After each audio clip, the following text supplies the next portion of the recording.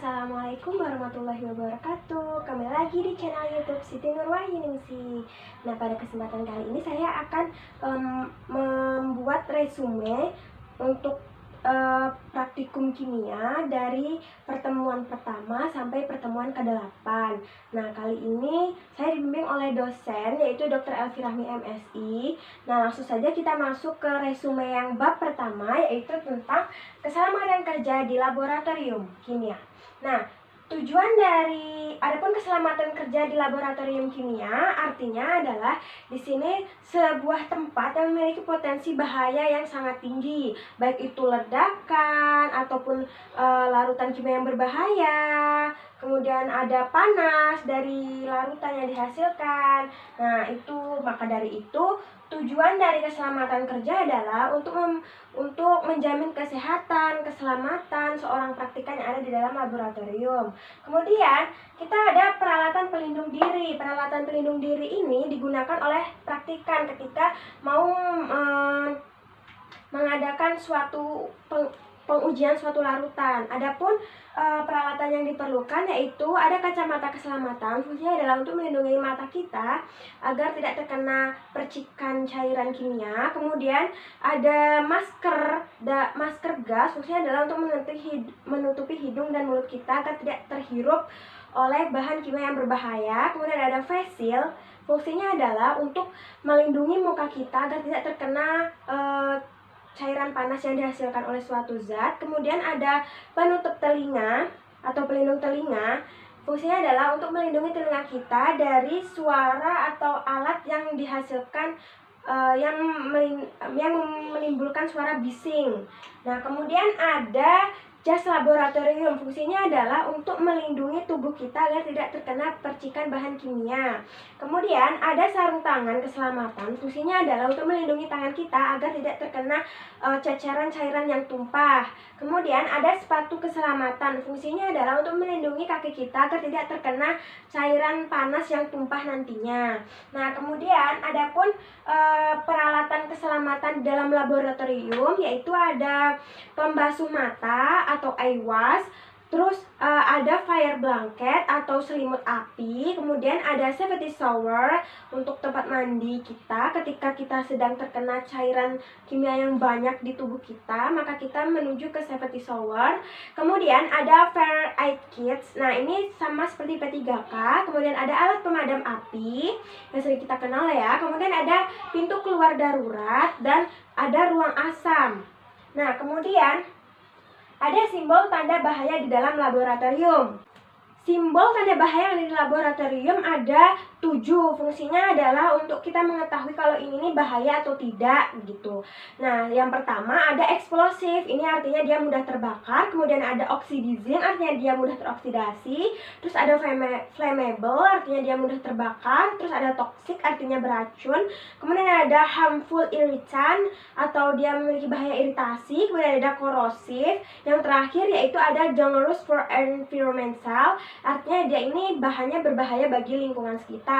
Kemudian ada contoh perubahan kimia dalam kehidupan sehari-hari. Contohnya yaitu kayak misalnya susu yang berubah menjadi asam. Kemudian ada kayu yang dibakar terus berubah menjadi abu. Nah, itu merupakan salah satu contoh perubahan kimia. Kemudian ada besi yang berkarat. Nah, itu juga perubahan kimia. Nah, mungkin hanya itu untuk bab pertama kali ini. Kali ini kita menuju bab 2, yaitu tentang alat-alat laboratorium. Nah, di sini kita akan mengetahui apa alat-alatnya dan apa fungsi dari alat tersebut. Di sini saya sudah menyediakan 32 alat-alat yang ada di dalam laboratorium. Yang pertama yaitu ada Erlenmeyer. Erlenmeyer ini fungsinya adalah untuk menampung dan mencampur larutan kimia. Terus ada tabung reaksi. Fungsinya adalah untuk mereaksikan bahan kimia. Terus ada gelas ukur. Gelas ukur ini merupakan alat ukur volume untuk sampel atau bahan cair dengan ketelitian yang rendah. Terus ada gelas beker. Gelas beker ini fungsinya adalah untuk sebagai tempat penampung sampel sementara waktu. Terus ada corong gelas. Fungsinya adalah untuk memindahkan larutan atau atau cairan dari satu tempat ke tempat yang lebih kecil. Nah, itu fungsi dari corong gelas. Terus ada pengaduk kaca. Pengaduk kaca ini fungsinya adalah untuk menghomogenkan larutan. Terus ada karet penghisap. Karet penghisap ini fungsinya adalah untuk membantu mengambil larutan bahan kimia yang berbahaya dengan cara disambungkan dengan pipet ukur dan pipet volum. Terus ada pipet ukur. Pipet ukur ini adalah suatu alat untuk mengambil, maksudnya pipet ukur adalah pipet untuk mengambil larutan dan mengukur volume larutan pada berbagai skala dengan ketelitian yang tinggi. Kalau pipet gondok ini adalah pipet ukur, pipet gondok, pipet untuk mengambil larutan dan untuk mengambil bahan dan mengukur volume larutan hanya dalam satu skala dengan ketelitian yang tinggi. Terus ada pipet tetes, fungsinya adalah untuk mengambil larutan dalam jumlah sedikit dan hanya tetesan. Kemudian ada labu ukur. Labu ukur ini fungsinya adalah untuk mengencerkan larutan ataupun untuk membuat larutan, sebagai tempat untuk membuat larutan. Terus ada batang pengadu ujung spiral. Batang pengadu ujung spiral ini fungsinya adalah untuk menghomogenkan larutan juga. Terus ada spatula stainless. Spatula stainless ini fungsinya adalah untuk mengambil bahan kimia padat. Terus ada lampu spiritus, ini merupakan alat pembakar. Terus ada cawan porselin. Cawan porselin ini fungsinya adalah untuk mereaksikan zat kimia pada suhu yang tinggi. Terus ada neraca analitik. Neraca analitik ini fungsinya adalah untuk sebagai alat penimbang bahan dengan ketelitian 0,001 gram.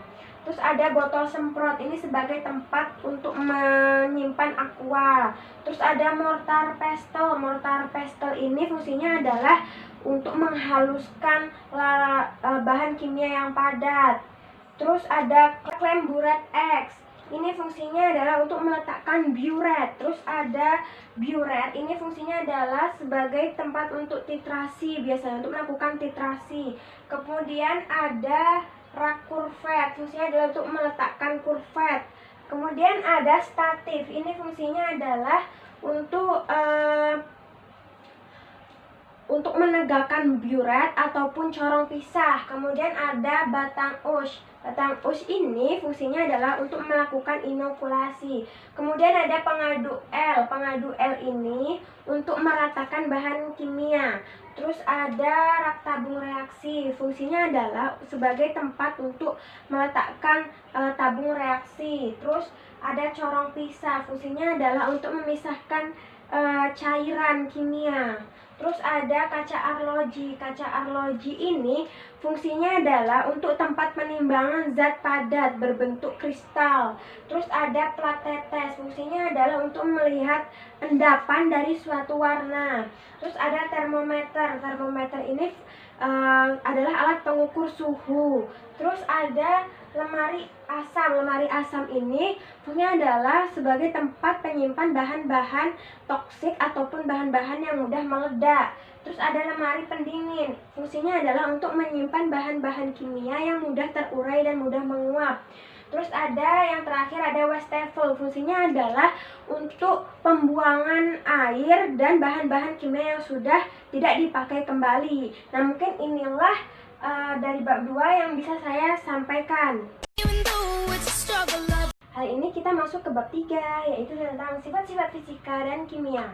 Nah, di sini kita masuk ke landasan teori. Nah, di sini kan materi terbagi menjadi 2, yaitu ada serba sama dan serba neka. Nah, materi itu kan digolongkan berdasarkan sifat-sifat fisika dan kimianya. Nah, kalau serba sama ini, dia ini termasuk sifat yang memiliki sifat fisika dan kimia yang sama. Sedangkan kalau serba neka ini dia tidak memiliki sifat yang sama.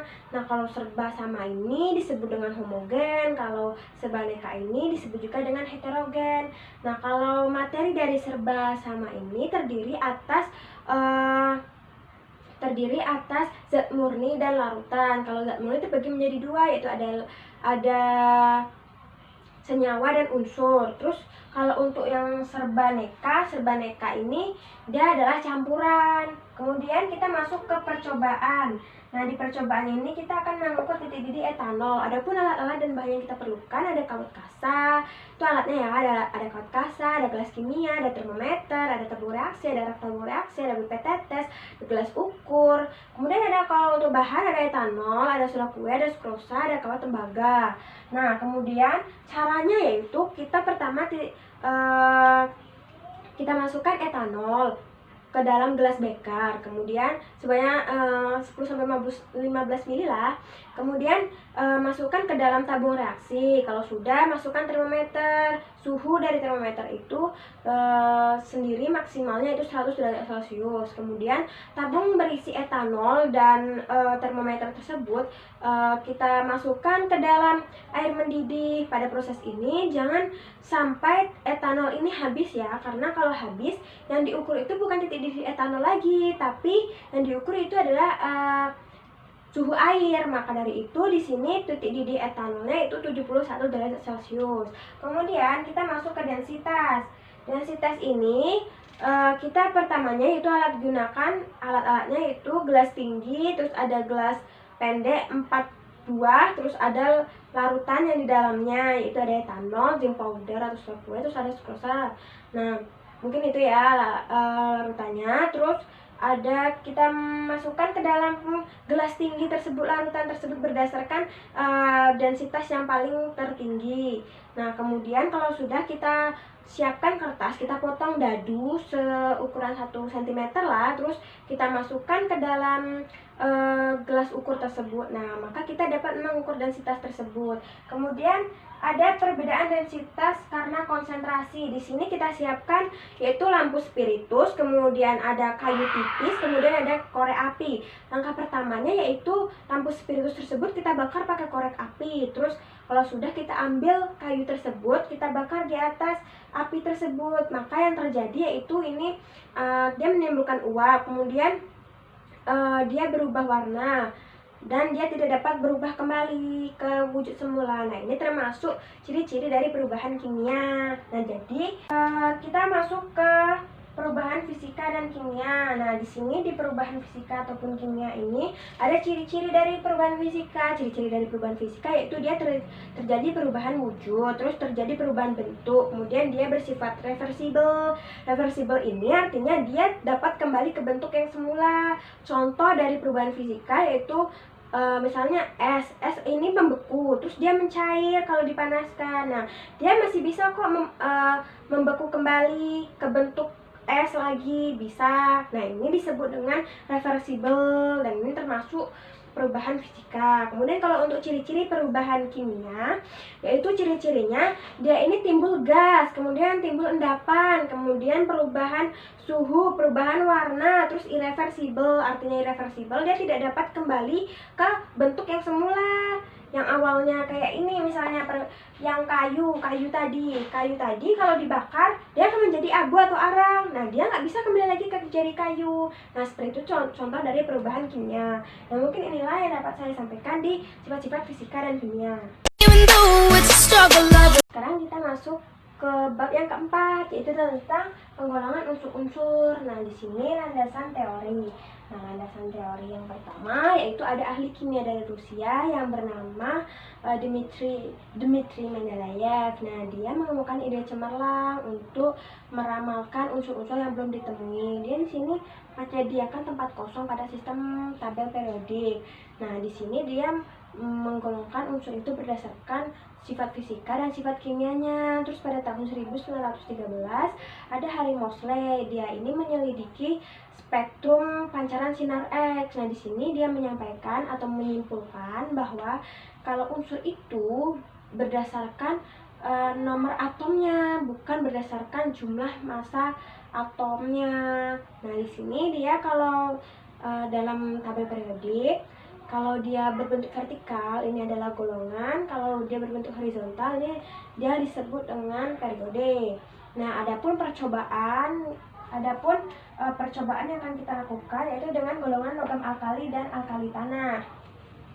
Alat dan bahan yang perlu kita siapkan yaitu alatnya. Yang pertama ada tabung reaksi, kemudian ada rak tabung reaksi, kemudian ada kawat platina, kemudian ada lampu spiritus, kemudian ada pipa tetes, kemudian ada korek api.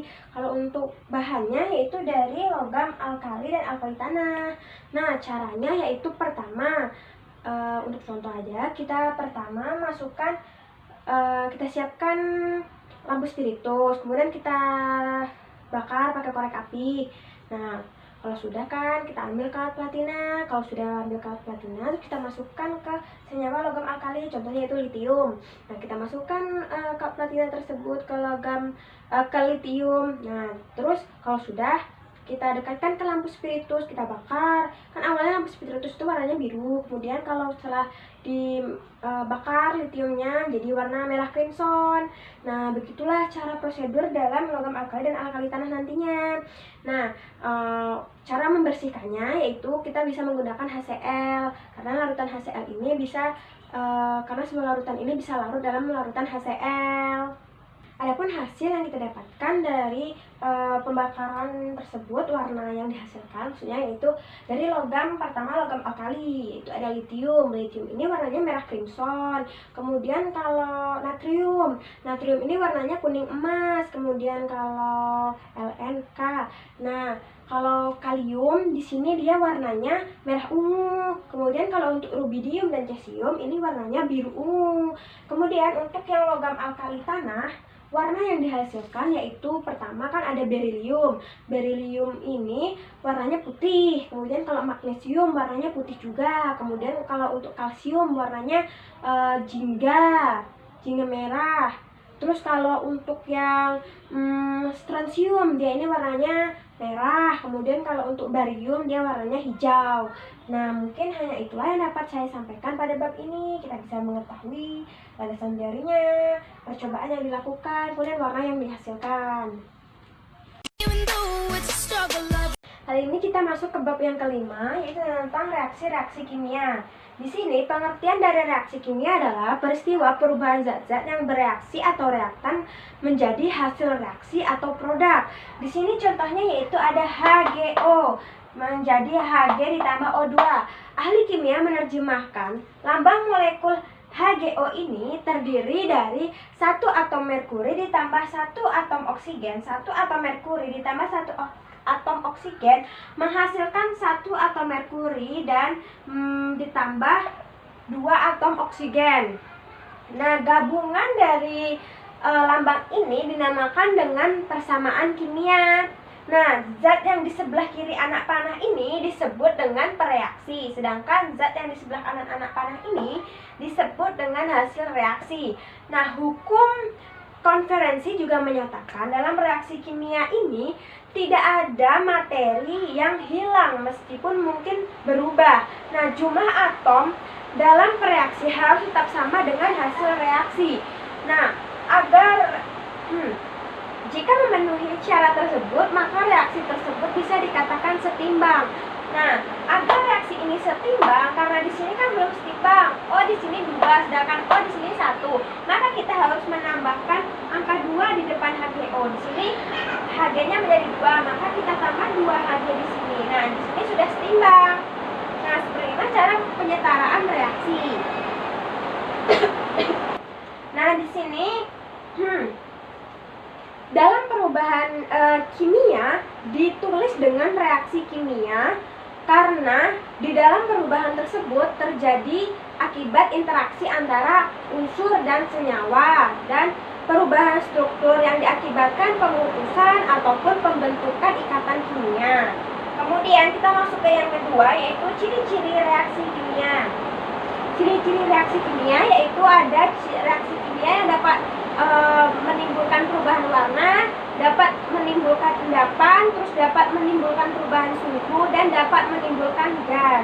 Kemudian penulisan persamaan reaksi tujuannya adalah untuk menyetarakan antara reaksi hasil sebelum reaksi dan sesudah reaksi.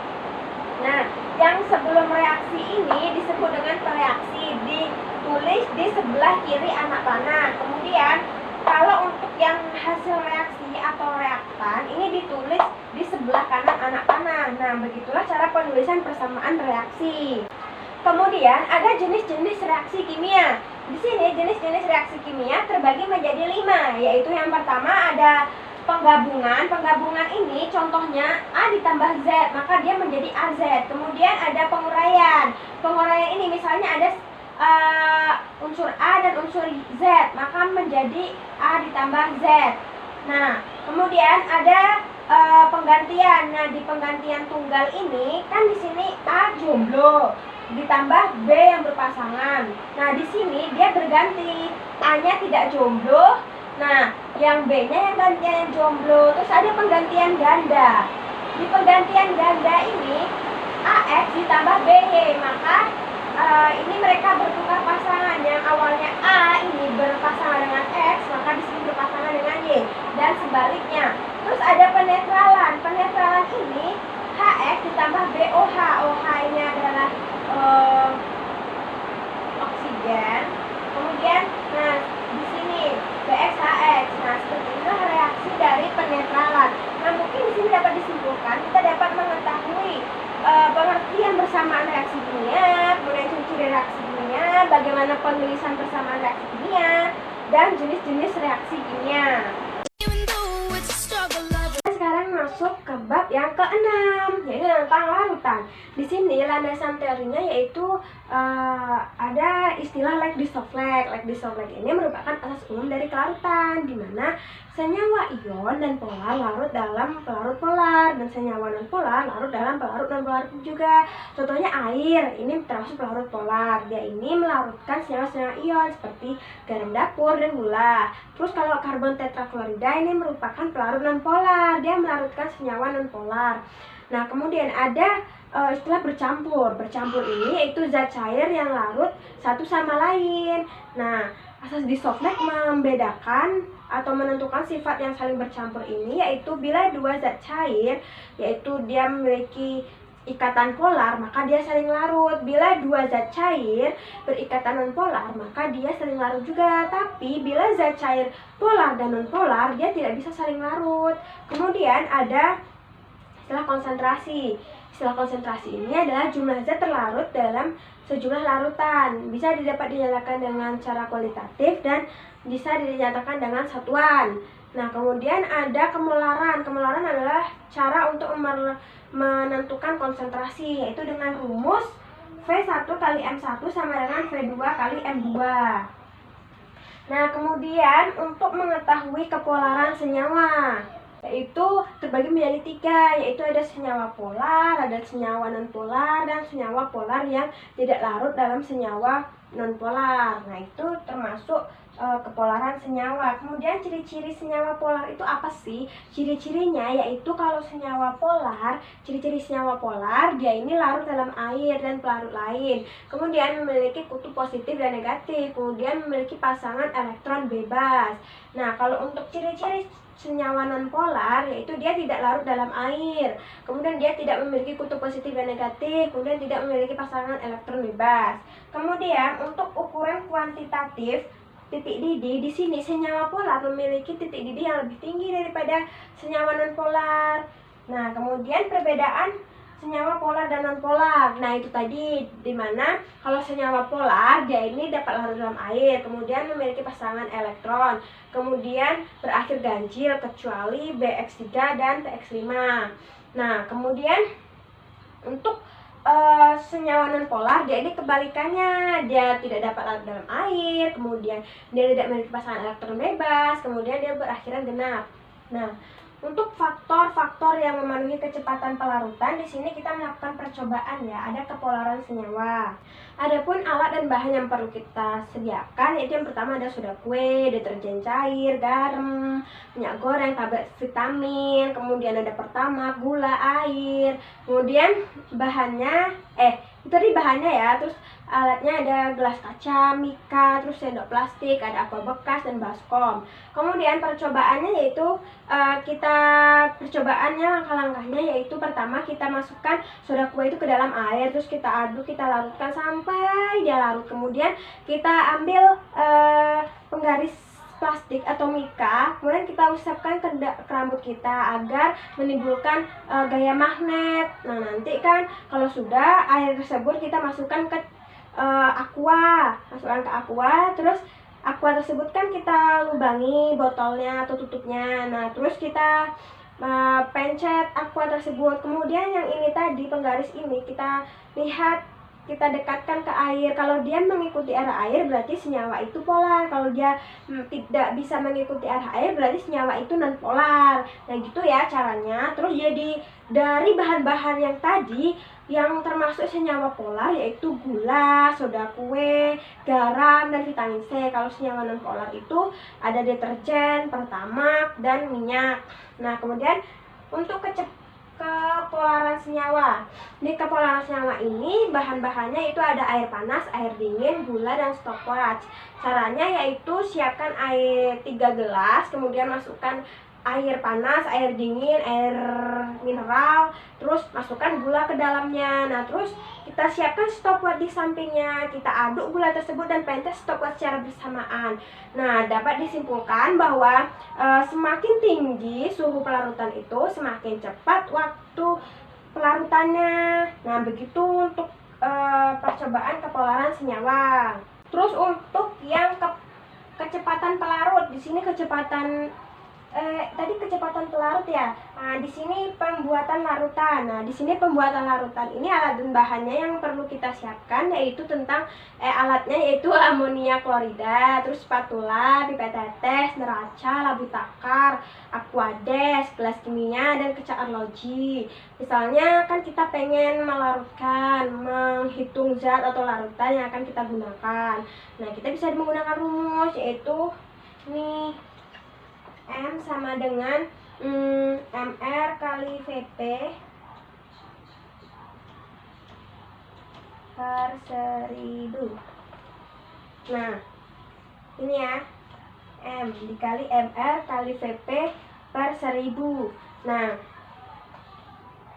ini rumusnya untuk kita membuat larutan, yaitu langkahnya kan kita pakai rumus ini. Misalnya M-nya ini 1, kemudian untuk MR-nya ini 53,5, kemudian VP-nya 500. Nah, dapat dihasilkan 27 gram.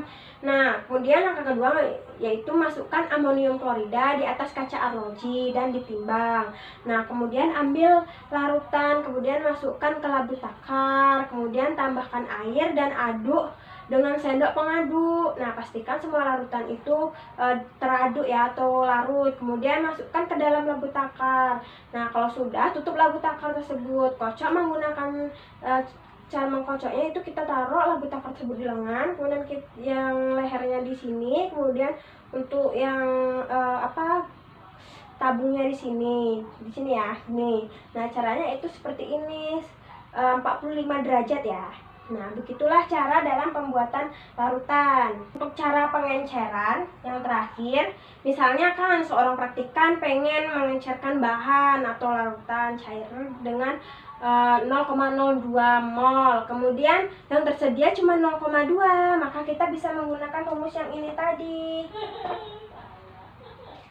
Caranya kan langkah-langkahnya yaitu tuangkan larutan pada botol reagen ke gelas kimia. Kemudian bila sampai 2 atau 3 kali dalam larutan akan digunakan. Terus pasang filter pada pipet gondok tersebut, tekan katup aspiratnya, kemudian kempiskan pipet, kemudian masukkan ujung bawah katup suction tersebut. Kemudian biarkan larutan tersebut naik sampai melebihi batas. Kemudian kalau sudah, lap bagian mulut pipet tersebut. Kemudian keluarkan larutan ke labu ukur dengan menekan katup exhaust. Nah, kemudian larutan itu diencerkan dengan mengambil aquades. Nah, kalau sudah, lap bagian dinding labu ukur dengan cara melilitkan lap tersebut pada batang pengaduk. Kemudian posisi labu ukur pada lengan seperti ini. Nah, terus kita kocok 45 derajat dan larutan pun siap untuk maksudnya larutan pun sudah setara. Nah, seperti itulah cara dalam pengenceran. Ini kita masuk ke bab 7, yaitu bab terakhir. Nah, di sini kita akan membahas tentang teori asam dan basa. Di sini teorinya yaitu yang pertama menurut para ahli ya, ada Arrhenius. Nah, menurut Arrhenius, asam itu senyawa yang mengandung hidrogen dan menghasilkan ion H3O+, dilarutkan dalam air. Kalau basa, yaitu senyawa yang mengandung OH dan menghasilkan ion OH. Kemudian, kalau menurut Bronsted-Lowry, ini berdasarkan reaksi protonisasi. Kalau asam ini senyawa yang menghasilkan ion hidrogen atau sebagai donor. Kalau basa yaitu dia sebagai penerima ion hidrogen atau sebagai aseptor. Kemudian kalau yang ketiga, teori menurut Lewis. Teori menurut Lewis ini dia ini berdasarkan transfer elektronnya. Kalau asam dia ini sebagai aseptor atau penerima elektron, tapi kalau basa dia sebagai donor atau donor elektron. Nah, kemudian ada indikator asam basa. Di sini ada indikator alami.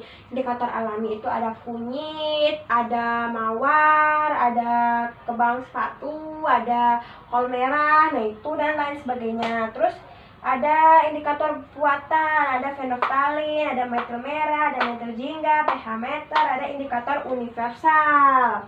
Nah, itu untuk indikator yang dapat digunakan untuk pengujian asam dan basa. Adapun yang ketiga yaitu ada pengujian sifat larutan dan pH. Pengujian sifat larutan dan pH ini adalah dan bahan yang diperlukan yaitu ada gelas kimia, botol semprot, tabung reaksi, kemudian ada tabung reaksi, pipet tetes, terus ada kertas lakmus merah dan biru, ada indikator universal. Nah, kemudian bahannya yaitu ada air suling, air garam, air soda, air sabun, air kapur, dan air jeruk nipis. Caranya yaitu kan kita sediakan, contohnya langkah pertama kita sediakan air suling, kemudian kita celupkan kertas lakmus, kita ambil kertas lakmus ke dalam air suling. Nah, kita dapat melihat lakmus tersebut berubah menjadi apa, yaitu tidak berubah ya kalau air suling dia netral. Jadi kesimpulannya di sini kalau air suling itu netral, kalau air garam itu netral, kalau air soda itu asam, kalau air sabun itu netral, ada yang basah juga, air kapur itu basah, terus ada air jeruk itu asam. Nah, seperti itu untuk pengujian sifat larutan dan pH-nya. Untuk membuat indikator dari tumbuhan, alat dan bahan yang perlu kita siapkan yaitu ada mortar dan alu, terus ada gelas beker, ada corong kaca, terus ada pisau, ada pengaduk, ada kunyit, ada air, ada kertas saring. Nah, kemudian langkah kerjanya yaitu pertama kita kupas kunyit hingga bersih dengan pisau, kemudian letakkan dalam mortar, kemudian kita ulek atau kita tumbuk hingga halus. Nah, kalau setelah halus, kita campurkan dengan air tersebut, kemudian aduk hingga rata. Kalau sudah, terus siapkan gelas beker, terus corong kaca dan kertas. Kemudian kita saring, kita tuang air kunyit tersebut ke dalam gelas beker, corong kaca dan kertas saring tersebut. Nah, kalau sudah kan, nah kemudian kita ambil kertas, kita potong menjadi 4 bagian, kan kertasnya bulat, kita bagi 1/4. Kemudian kita masukkan ke dalam air habis disaring tadi. Kalau sudah, kita ambil kertasnya terus kita jemur. Kalau sudah kita jemur, nah terus kita potong kecil-kecil deh sesuai keinginan kita. Nah, begitu sudah siap. Begitulah cara membuat indikator dari tumbuhan.